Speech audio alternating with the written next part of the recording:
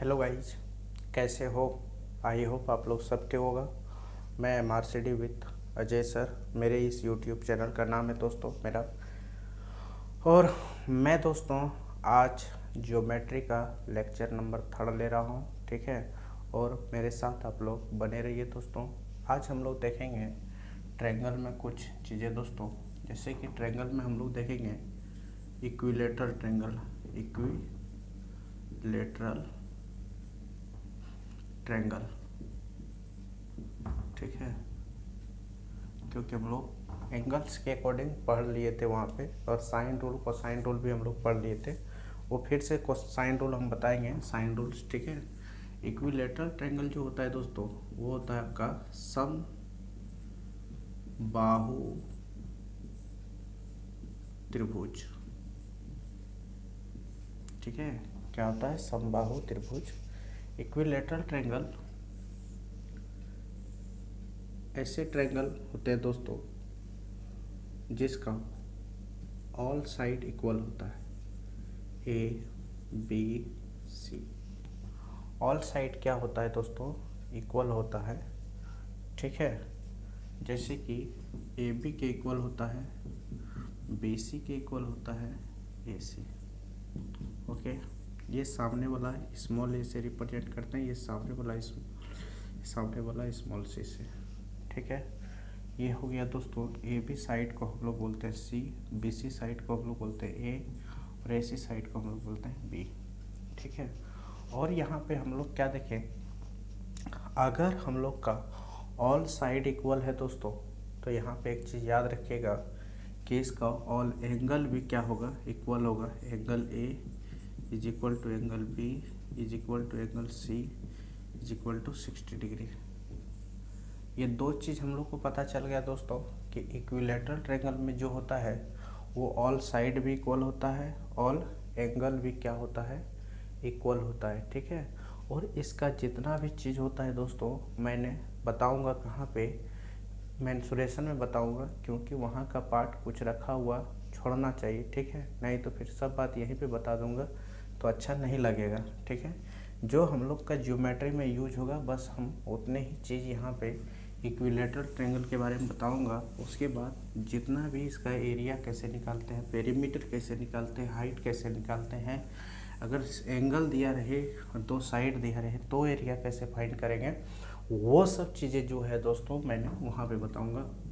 उसके बाद है हम लोगों के पास आइसोसेलेस ट्रायंगल। आइसोसेलेस ट्रायंगल जो होता है दोस्तों, उसको बोलते हैं हम लोग समद्विबाहु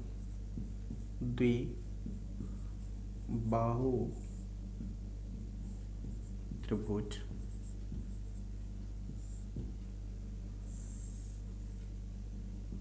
क्या होता है? समद्विबाहु त्रिभुज, ठीक है। तो दोस्तों हम लोग यहाँ पे देखते हैं समद्विबाहु त्रिभुज को समझने का कोशिश करते हैं दोस्तों। जैसे यहाँ पे देखते हैं कि समद्विबाहु त्रिभुज जो होता है ए बी सी, ठीक है। यहाँ पे ए बी और ए सी साइड जो होता है दोस्तों वो इक्वल होता है, और थर्ड साइड अनइक्वल होता है, ठीक है। तो हम लोग ने देखे कि A B is equal to A C है दोस्तों, इज नॉट इक्वल टू आपका बी सी है, ठीक है। तो हम लोग ने क्या देखे, ये एंगल अल्फा, ये बीटा है, और ये आपका क्या है? गामा है। तो alpha is equal to beta होता है दोस्तों, इज नॉट इक्वल टू क्या होता है? गामा। एंगल के बारे में ये बात चर्चा कर लीजिएगा, ठीक है। उसके बाद हम लोग इसकी जितने भी एरिया होता है, हाइट होता है, पेरीमीटर होता है, सभी पेरीमीटर होता है, सब के बारे में मैं मेंसुरेशन में पढ़ाऊँगा, ठीक है। आइए थोड़ा सा और हम लोग आगे बढ़ते हैं। जैसे कि हम लोग यहाँ पे देखेंगे स्क्लेन ट्रायंगल, जिसको हम लोग बोलते हैं विषम बाहु त्रिभुज, ठीक है। विषम बाहु त्रिभुज जो होता है मित्रों, हम लोग यहाँ पे समझने का कोशिश कीजिएगा। ये एक ट्रायंगल है, ठीक है, ABC। इसको हम लोग स्मॉल ए से रिप्रेजेंट करते हैं, इसको स्मॉल बी से, इसको हम लोग स्मॉल सी से। ये जो साइड है दोस्तों is not equal to, not equal to, not equal, तीनों साइड अलग अलग होता है दोस्तों, ठीक है ना। इसीलिए हम लोग इसको स्क्लेंट ट्रायंगल बोलते हैं, क्योंकि इसका ऑल साइड इक्वल नहीं होता है, तीनों साइड डिफरेंट डिफरेंट होता है। A is not equal to B, is not equal to C, ठीक है। और यहाँ पे इसका क्या होता है, ये एंगल अगर अल्फ़ा है, ये अगर बीटा है, ये गामा है दोस्तों। यहाँ पे क्या होता है, alpha is not equal to beta, is not equal to gamma, ठीक है। तो यहाँ पे ये भी बात आपको याद रखना होगा। ये दो चीज़ आपको पता होना चाहिए दोस्तों स्क्लेंट ट्रायंगल में। अब हम लोग आते हैं यहाँ पे एक चौथा ट्रायंगल जो होता है, वो होता है दोस्तों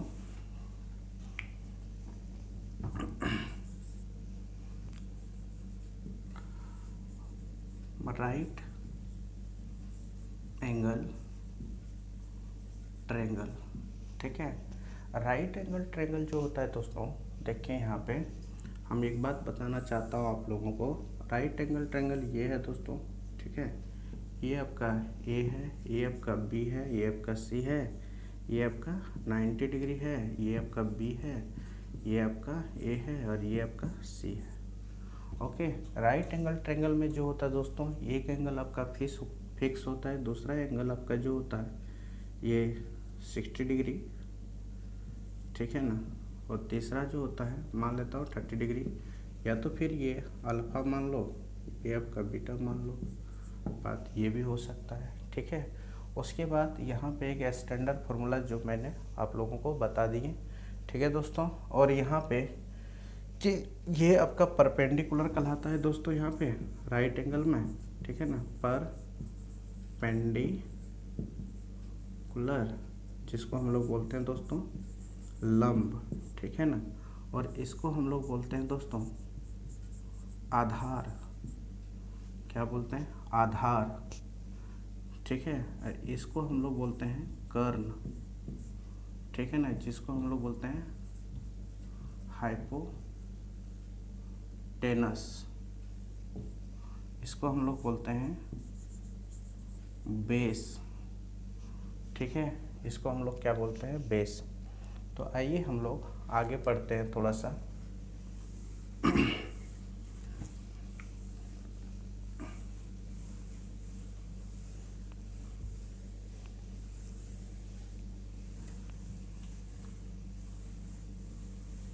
क्या हम लोग देखने की कोशिश करते हैं दोस्तों, एंगल बाइसेक्टर के बारे में हम लोग पढ़ते हैं, ठीक है।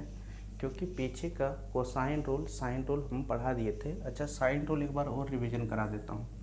देखिए साइन रूल, इसका बैंकर चीज़ पढ़ाएंगे दोस्तों, आप लोग टेंशन काहे लेते हैं। देखिए ये जो होता है ये एक ट्रायंगल है, ठीक है, ये आपका एक ट्रायंगल है।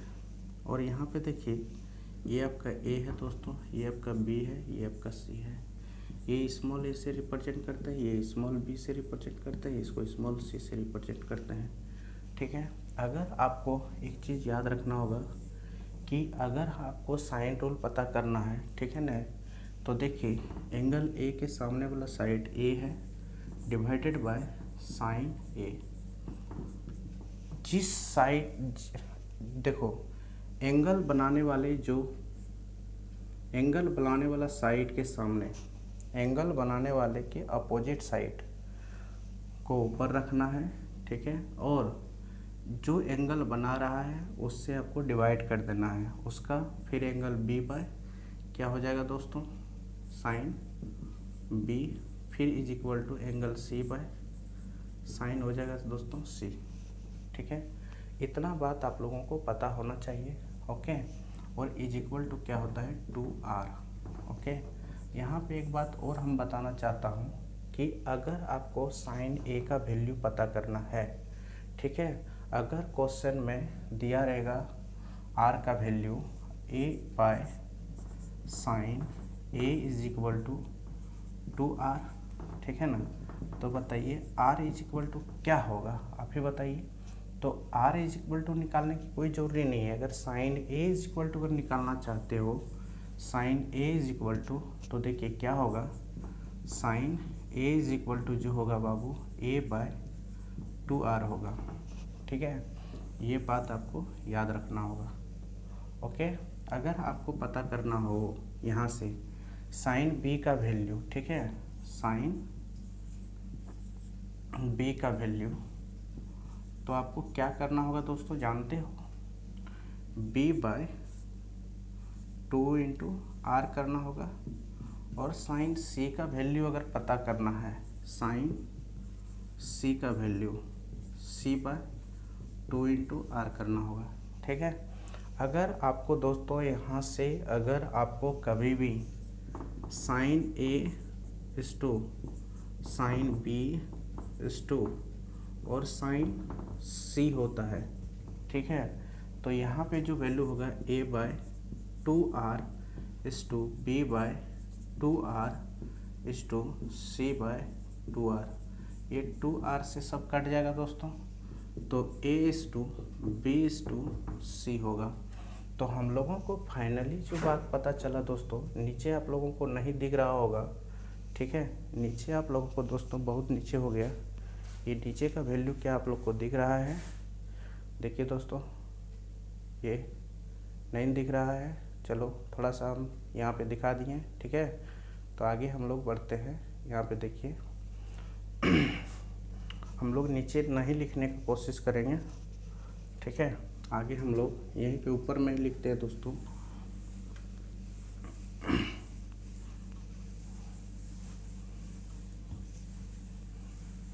क्या हम लोग को यहाँ से पता चला कि a b c small a small b और स्मॉल c, ठीक है ना, small a small b small c। तो हम लोग को पता चला दोस्तों कि sine a is to sine b is to sine c is equal to a is to b is to c होता है। एंगल का जो रेशियो होता है दोस्तों, वही साइड का रेशियो होता है, ठीक है, ये बात आप लोग याद रख लीजिएगा। ठीक है, कभी कभी ये क्वेश्चन आ जाता है, हम इसका क्वेश्चन भी कराएंगे आप लोग को दोस्तों। अब हम लोग फाइनली आते हैं एंगल बाय सेक्टर में, ठीक है ना, एंगल बाय सेक्टर। ठीक है, अब देखिए ये थोड़ा सा लंबा क्लास चलेगा एंगल बाय सेक्टर के बारे में, ठीक है दोस्तों। तो एंगल्स बाय सेक्टर जो होता है दोस्तों, जिसको हम लोग कहते हैं क्या, एंगल बाय सेक्टर को हम लोग कहते हैं सम द्विभाजक कोण, सम द्विभाजक कोण, ठीक है, सम द्विभाजक कोण। तो आइए हम लोग थोड़ा सा, अब तो मेरा शायद इंक भी ख़त्म हो गया दोस्तों, ठीक है, आज अब क्लास होगा या नहीं होगा ये तो पता नहीं है।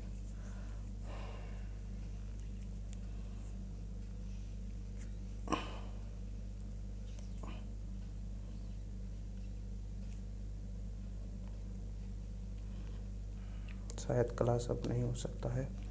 आइए हम लोग थोड़ा सा और प्रैक्टिस कर लेता हूँ। जैसे कि यहाँ पे देखिए ये एंगल बाय सेक्टर लाइन है, ठीक है, तो देखिए एंगल बाय सेक्टर का काम क्या होता है दोस्तों, एंगल को इक्वल भाग में डिस्ट्रीब्यूट करना, ठीक है, ये अल्फा है, ये भी क्या होगा, अल्फा होगा, ठीक है, ये एंगल को दो इक्वल भाग में क्या करता है, डिस्ट्रीब्यूट करता है, और इसका कोई काम नहीं होता है, ठीक है। अब यहाँ से एक लाइन को डिस्ट्रीब्यूट कीजिए दोस्तों, तो ये भी क्या करता है, एंगल को डिस्ट्रीब्यूट करता है। फिर यहाँ से एक लाइन ड्रॉ कीजिए दोस्तों, ये भी क्या करता है, एंगल को डिस्ट्रीब्यूट करता है, ठीक है ना, तो ये भी गमा होता है। बट तीनों लाइन जिस पॉइंट से होकर गुजरता है ना, उस पॉइंट को हम लोग बोलते हैं दोस्तों इन सेंटर। क्या बोलते हैं, इन सेंटर। अब देखिए मेरा यहाँ पे इन सेंटर पर छिड़ गई कहानी, ठीक है। अब हम लोग ने यहाँ से अब तात्पर्य रूप से अब चीज़ें हम लोगों को क्या करना होगा, आगे बढ़ाना होगा।